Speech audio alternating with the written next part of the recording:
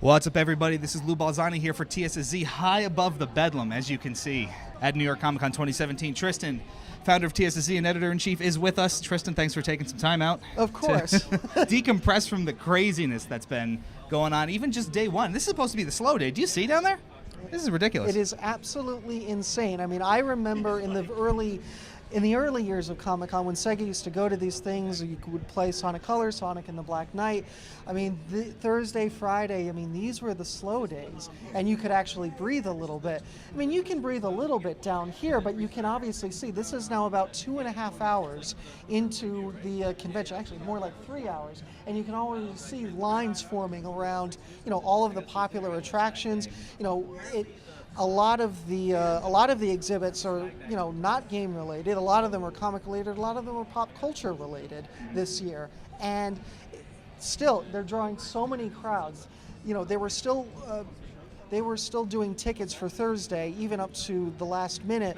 I mean, Friday, Saturday, and Sunday are going to be absolutely nuts. Oh, it's going to be ridiculous. So, like we were saying, it's a 4-day event here at New York Comic Con, and normally, like we said, Thursday's the slow day where you kind of have a little more breathing room. The lines for the fun events aren't necessarily as long, but that has absolutely not been the case this year. It has been high octane from the word go at 10 o'clock this morning, and it's been nuts. So, kind of building on that, in our past experience, I think, here at Comic Con, it has always been very busy, and it's always been, full of really interesting stuff to do. But in the past few years, we've seen, I think, two main trends taking place. One, there's been less and less strictly game-related content here, especially in the most recent years. You still have the big publishers like Square Enix, like Capcom, like Bandai Namco here, but we haven't seen the likes of companies like Nintendo or Sega or Microsoft here in some time. Yes. And it's also important to, I think, take a look at the fact that Comic-Con has kind of outgrown the Javits Center and has for a couple of years. Now more than ever, they're expanding events like really big panels and big fan opportunities to places like the Hudson Mercantile, the Madison Square Garden Theater, the Hammerstein Ballroom, all around New York City, which means you're really getting your cardio in if you want to see certain things. And in fact, Nintendo is holding its World Championships on Saturday. That's right. And that will be off-site. We'll be there for some coverage for that, but, it not helping matters is the fact that you have a wing that's basically closed. The Javits Center is going under a massive remodel. That's right. You're right. It absolutely has sort of outgrown itself. They're trying to increase capacity. I imagine in large part because of the sheer scope of this event. Yeah. 2 years ago, the attendance for New York Comic Con eclipsed the San Diego Comic Con, and it just keeps going and going and going. So, the businesses are obviously there. They're getting revenue out of this. It's good exposure for the Javits Center, but this place just can't handle a lot of the major panels anymore, and it's why you're seeing a lot of them go off-site. Right. There are still some major ones. But there are absolutely some big ones on site here, but it's interesting because, like I said, most of the really, really big ones on the level of, The Walking Dead or a new Fox show, for example, they're all going to take place there, autograph sessions, their panels. That's all going to be out in Hammerstein, out in the Madison Square Garden Theater. So you really got to hoof it back and forth if you want to catch and cover some of this stuff, which means ultimately a little bit less time on the show floor doing all this crazy stuff here to kind of indulge in the experience. Absolutely. It's nice that they do sort of the pre-check-in for these lines, but on a lot of these panels, you're still going to have to spend a good couple of hours a day if you really want to see something. That'll certainly the case for the main panel downstairs. There'll still be some big panels. The X-Files is staying in the Javits Center. But in large part, it's still, that's the only place where you have the check-in. Right. For our panels, the ones that we're going to be in Saturday and Sunday and maybe a little bit on Friday as well, it's still a long line, and, we are press, but we still got to haul it like everybody else. We do not get special treatment here at Comic-Con. Really. We have not. We have bowls of Doritos over there for the first time ever. I mean, I've been coming to this for 4 or 5 years, and that's the first time we have Doritos, which is, sure. Why not? They have some plugs, which is the first time you can actually charge stuff. Yeah, they've been short on plugs in the past few years too, but now there's nice stations set up on most of the tables, and it's a relief, I guess, because it's always a scramble for those resources. But the nice thing about here, and especially here, is that it's quiet. You can hear us. I think if we were down on the floor, you wouldn't be able to hear us, I think, even with these microphones. It's Yeah. just a nice little respite if you're able. And it's not just press here on the top floor. There are a couple of VIPs. If you want some private autograph sessions, that's where Right. that's held. If you want some private cosplay photos, actually right across from us is a photo, basically a photo session right now for those who want it. You know, it's very serene. You Yeah. know, you almost want to stay here, but there's so much stuff going on. There is so much going on down there, and that'll kind of transition into the other thing I really wanted to talk about, which is sort of experiencing Comic-Con as a whole. So what's really interesting about this show, year in and year out, even if there isn't as much game content as there used to be, is it's just an incredibly unique experience where so many vendors, so many fans, so many stars come together under a mutual love of TV, of comics, of games, of movies that everyone can really take part in and experience. And to see just, you know, the never-ending sea of people just on the show floor alone, and that's not counting panel areas, that's not counting food, that's not counting people up here, that's not counting anyone off-site. It's a massive, massive undertaking. It's like nothing else you'll find except maybe in San Diego, but we're bigger than that now. And it's really something, if you can experience it for yourself, if you like any of this stuff at all, it's definitely worth at least one go. But you have to be very patient now with these things. Absolutely. When I was coming up here, I was looking at basically a line, not even for Rick and Morty, but for merchandise for Rick and Morty, which is the big thing now in TV and in pop culture. And the line for merchandise was basically around...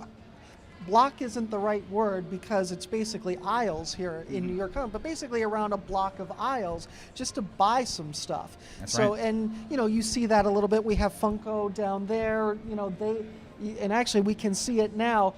Just a long line now just to buy some of the Funko Pop toys. Right. And you know, it's got to be at least half an hour to just go through that and get these con exclusives. Right. One thing I will say, and I managed to get here early enough where one of the vendors, and we'll be giving it away as a prize down the road, either in the course of this con or perhaps a little bit later down the line.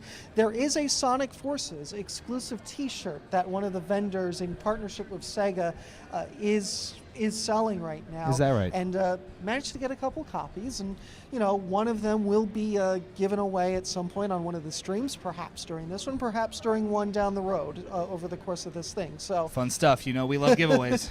we do. That's like all we do I'm nowadays. almost out of manuals. Yeah, me too. Finally, we're dumping all this stuff on you guys. Finally. So any special plans, aside from the obvious Sonic stuff coming on Saturday and Sunday? We know a lot of you are really excited. You're chomping at the bit. You might not care about the stuff we're doing before that, but I promise it is coming. Anything really special at this show that you're looking forward to? Well, I mean, outside of Sonic, outside of games, I mean, I'm a big X-Files person, and that's the big panel on Sunday. It just so happens to conflict with our big panel. Of course it does. I mean, why wouldn't it? That would make sense. Of that would course. be easy for us. Seth MacFarlane canceled, excuse me, but the rest of the cast of The Orville and a Family Guy are going to be here on Friday. That's going to be a nice Off-site, event, of course. I think. Yes. And, you know, I'm really looking forward to Artist Alley this year. Especially because we have a couple of ex-Archie Sonic artists who, you know, are, you know, we don't know if they're going to be part of IDW. We don't know if they're going to be commissioned.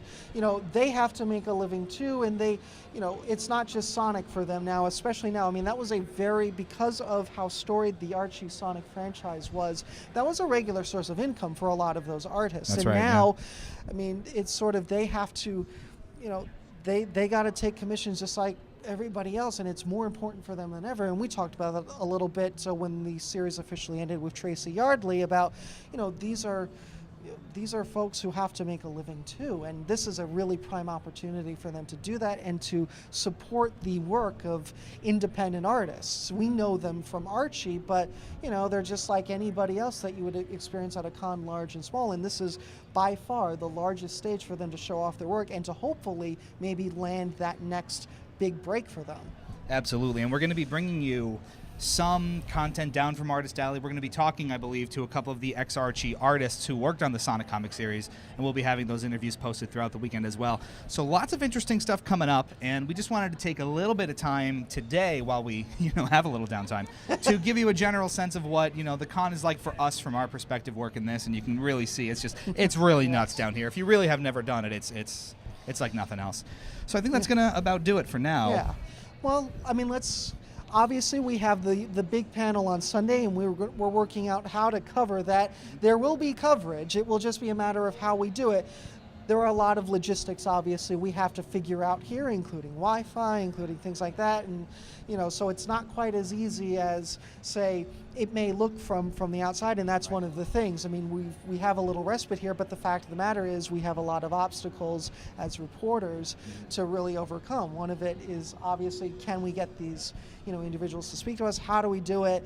Can it be in a quiet setting? Yeah. It's not like it used to be where, I remember way back in the day, you could just kind of go to the Archie booth, for example, and you could talk to Mike Pellerito, or you could talk to John Gray. When Aaron Weber was around, he would take 10, 15 minutes of your time, of his time, and we could have a discussion about upcoming Sonic titles and things like that.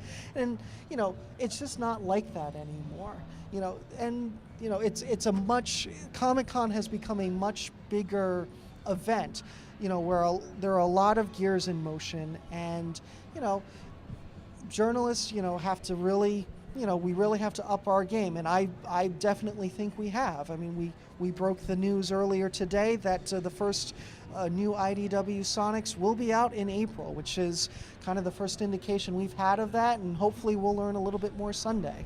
That's the plan, so keep it tuned here on TSSC all weekend long for all the latest from New York Comic Con 2017. We'll catch you real soon.